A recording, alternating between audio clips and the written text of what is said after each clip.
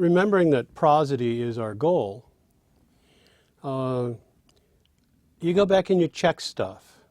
So that the line that we just worked on with the unstable tone, with the D, I hear you moan, I hear you laugh, commented that the D on laugh colored the word laughter into something that was not quite happy laugh. But it also occurred to me, because I am addicted to prosody, that that maybe the word moan might go in that end line position. And so I thought I would give it a try and see what would happen. And then think about the consequences. Make your way between the cracks. I hear you laugh. I hear you moan, singing as you pass.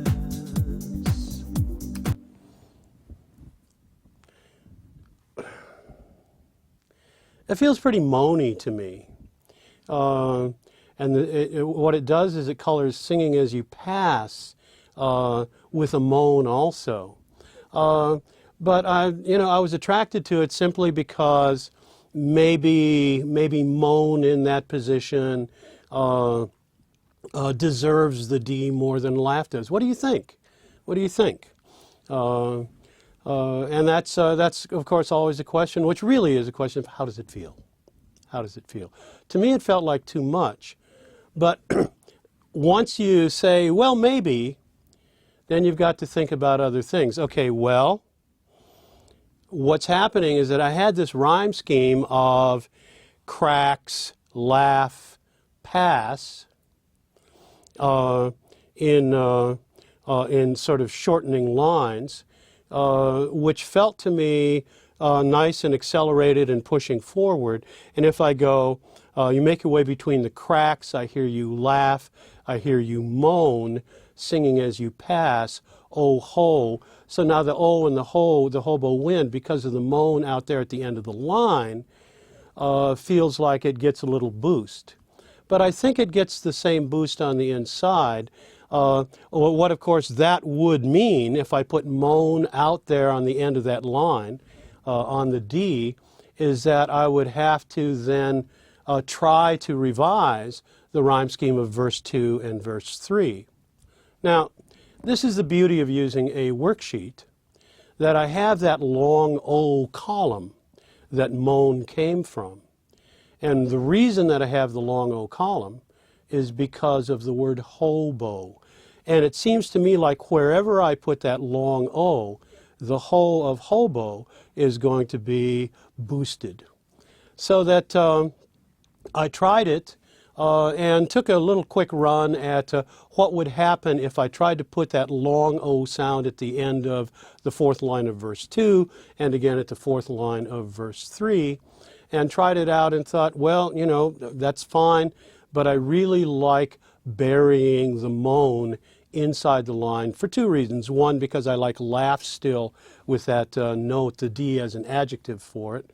And secondly, I don't want moan to be such a huge sound at the end of that line on the D that it overtakes the wind in hobo wind.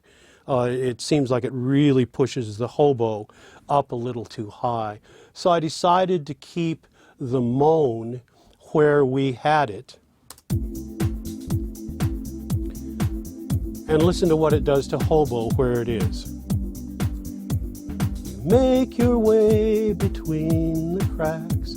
I hear you moan. I hear you laugh. Singing as you pass. Oh, hobo wind. Hobo wind. That seemed to me to work just fine. But given that, I thought, wow, that's really great. Putting that long O in that position, bearing it, does do nice things for the hoboness, hoboicity, the hoboness of the wind. So that I then went on a little scavenger hunt in my long O's to see if I could duplicate that in verse 2 and verse 3, and found some things that I thought worked fairly well. So that once you really get this melody thing going, then you're going to start making adjustments. How does it work here? How does it work here? Maybe this, maybe that. So that the more stuff you have to put together, the more interesting the webbing becomes, particularly this thing which we could call the sonic fabric becomes, and then we can start weaving our sounds in and out of each other and changing some of our ideas in order to create the sonic fabric. But remember that the ideas are the most important thing.